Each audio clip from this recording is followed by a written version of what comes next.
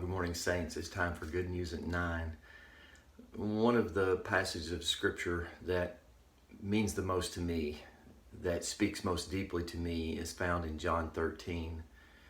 When John is describing Jesus' love for them, and he says that Jesus, having loved his own who were in the world, he loved them to the end. John knew how much Jesus loved them because John had been walking with Jesus for 3.5 years, and he had been walking with his brothers for that length of time. He knew them. John, knew himself. He knew his brothers. He knew the things that they had been discussing, which of them was the greatest. He knew that they had at times been angry and called down fire from heaven to burn up their enemies.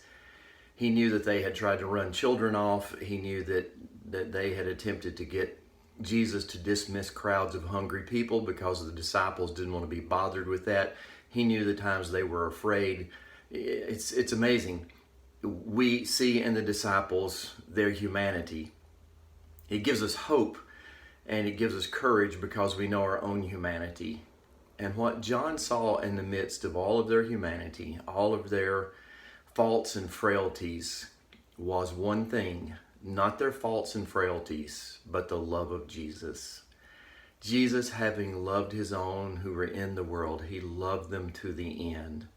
John knew that, so John wrote about that.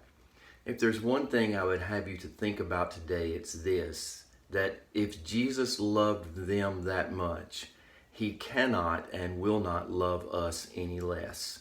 Regardless of our faults and frailties, regardless of what we've been and where we've done, regardless of our competition for who's the greatest or our anger at times, whatever it may be that is a fault or frailty, Jesus does not love us any less than he loved the disciples. And having loved his own who were in the world, he loved them to the end. So I would just encourage you today to let that sink in and be loved by Jesus, whose love never ends. You know what I say? Get her done.